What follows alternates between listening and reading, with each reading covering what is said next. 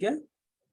तो ये था। अभी और एक एग्जाम्पल हम देखेंगे, हमारे सबके फेवरेट हैं छत्रपति शिवाजी महाराज ना, उनका भी हम लोग एग्जाम्पल देखेंगे ना। हम लोग देखे थे एक बार, जब वो एक बार क्या होता है, स्टोरी है, एक स्टोरी छोटी सी बोलता हूँ मैं। तो एक बार क्या होता है कि शिवाजी महाराज आगरा जाते हैं। अफजल खान रहता है, अफजल अफजल खान की सभा में जाते हैं। जय सिंह रहते हैं, जय सिंह मध्यस्थता करते हैं दोनों के बीच में, और वो इनको रिक्वेस्ट करते हैं कि आइए, आपको बहुत सम्मान दिया जाएगा, आप राज दरबार में आइए और इनसे मिलिए, औरंगजेब अफजल खान से। तो बोलते ठीक है चलो आता हूँ। तो ये अपने 100 लोगों की टुकड़ी लेके वहां पर पहुंचते हैं, 100 सैनिक रहते हैं इनके साथ में, पहुंचते हैं और फिर ये दरबार में जाते हैं। तो इनके साथ में शिवाजी महाराज का बेटा संभाजी साथ में रहते हैं, तभी छोटे थे वो। तो दोनों जन जाके दरबार में खड़े हो जाते हैं। तो इनको जो जगह देते हैं, क्योंकि ये तो चूंकि राजा थे शिवाजी महाराज, लेकिन इनको क्या करते हैं, थोड़ा पीछे की जगह दे देते हैं। पीछे की जगह मतलब क्या, जो ये रहते हैं जो जमींदार रहते हैं ना, जमींदार और छोटे थोड़े काम करने वाले, उनकी श्रेणी में इनको खड़ा कर देते हैं। तो ये देख के बहुत इनको थोड़ा क्रोध आता है शिवाजी महाराज को, लेकिन वो सहते हैं, शांत रहते हैं। बाद में कुछ तो अफजल खान उनका और मजाक उड़ा देता है।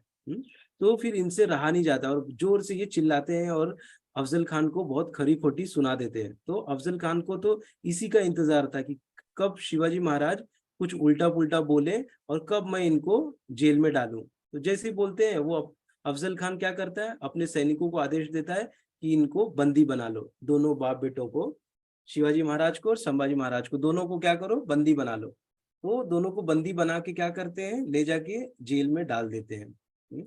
और जब जेल में डाल देते हैं तो दोनों वहां पर बैठे रहते हैं। वहां पर ऐसा रहता है कि जरा भी कुछ, मतलब एक खिड़की भी नहीं था कि बाहर से कहीं से कुछ जा पाए आ पाए ना।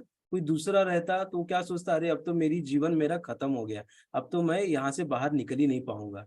क्योंकि जो अफजल खान था उनको पता था कि शिवाजी महाराज क्या है, कितने बुद्धिमान हैं और कितने क्या है, मतलब उनको वहां पे कैद कर दिया कि अब और सोचिए कितना बड़ा पहरा भी लगाया होगा ना?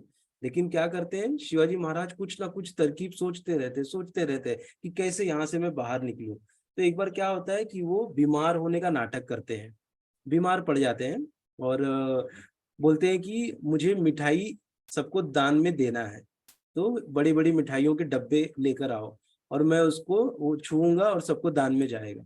तो क्या होता है, फिर मंदिर में मिठाइयाँ आने लगती, बहुत बड़े बड़े बॉक्स आने लगते हैं। तो उन बॉक्स में मिठाइयों को छूते थे और ये खुद उसमें भरते थे और मिठाइयाँ जाती थी। तो ऐसे करके 2 दिन 4 दिन, तो बाहर के जो सैनिक थे अफजल खान के, वो पेटियां खोल खोल के बार बार देखते थे कि अंदर क्या है। तो बार बार देखते थे, मिठाई दिखती थी उनको। तो फिर वो ऐसे करके बाद में फिर 1-2 हफ्ता तक ऐसे ही चलता रहा, वो सबको दान देते रहे। बाद में क्या होता है कि एक दिन शिवाजी महाराज उस मिठाई के डब्बों में अपने बेटे को बिठा देते हैं, संभाजी महाराज को, और खुद भी दूसरे डब्बे में बैठ जाते हैं। और जब बाहर निकलता है वो, तो सब बोलते हैं अरे इसमें तो मिठाई रहेगी, जाने दो, क्या रोज रोज चेक करे। और सैनिक लोग चेक नहीं करते। और दोनों, जो संभाजी महाराज और शिवाजी महाराज, दोनों जेल से बाहर निकल जाते हैं मिठाई के डब्बों से, और निकल के तुरंत बाहर निकल के वो अपने सैनिकों से जाके मिलते हैं यमुना नदी के किनारे। और यमुना नदी को में बैठ जाते हैं, बोट तैयार रहती है, बोट पे बैठ जाते हैं, तुरंत नदी को क्रॉस कर लेते हैं। वहां पे उनकी सेना खड़ी रहती है और तुरंत अपने सैनिकों के साथ में वो निकल जाते हैं। तो ये यहाँ पर हमको क्या सीखने मिल रहा है कि ना, कि कैसे शिवाजी महाराज ने होप नहीं छोड़ा ना। अगर हमको किधर जेल में बंद कर दिया जाए तो सोचिए हमारी क्या हालत हो जाए ना। हमको अगर कोई सुराग ही नहीं मिले कि कैसे निकलना है, क्या है, कोई आइडिया नहीं मिलेगा, तो क्या होगा, हम खाली रोते बैठे रहेंगे वहां पे ना। लेकिन रोना नहीं है, अगर ऐसे कहीं पे हम फंस गए, कोई ऐसे सिचुएशन में हम आ गए, तो हमको हमेशा तरकीब सोचना है, अपना दिमाग चलाना है कि मैं क्या करूं, अब मैं इस सिचुएशन में आ गया हूं, अब इस सिचुएशन से कैसे निकलूं ना। कहीं पे भी अटक गए हो या कुछ समझ में नहीं आ रहा है कि क्या करना है, तो सोचना है, अपनी बुद्धि को चलाना है। ये नहीं कि अरे अब तो मेरे से कुछ नहीं हो सकता और हार मान लेना चाहिए ना, हार नहीं मानना चाहिए। हमने जो भी अभी तक सीखा है, ना, जो भी तरकीब हमने सीखी है उस तरकीब से उसको सॉल्व करने का कोशिश करना चाहिए वो प्रॉब्लम को। ठीक है, तो ये आज का था, होप नहीं छोड़ना है। याद रखना एक चीज ना, जीवन में यस कभी प्रभु जी। होप नहीं छोड़ना है, हमेशा आशावादी रहना है, निराशावादी नहीं बनना है ना, होपलेस नहीं बनना है, हमेशा होपफुल रहना है कि मैं इसको जरूर करूंगा, मैं इसको जरूर कर पाऊंगा। और मैं अगर मैं बुरे समय से गुजर रहा हूँ तो ये बुरा समय जरूर एक दिन चला जाएगा ना, लेकिन उस बुरे समय में हम खुद को कितना तैयार कर रहे हैं ना, ये बहुत मैटर करता है। जैसे अभी देख सकते हैं हम लोग, जब कोरोना आया था तो सब लोग घर में बैठ गए थे ना, अगर कोई ऐसा भी सोच सकता था ना कि अरे अब तो वो सब काम धाम तो बंद हो गया, अब क्या करें ना, लेकिन इसमें क्या कर सकते थे हम लोग, खुद को डेवलप कर सकते थे, ज्यादा से ज्यादा किताबें पढ़ सकते थे ना, ज्यादा से ज्यादा चीजों को हम सीख सकते थे, हमें पास समय मिला था।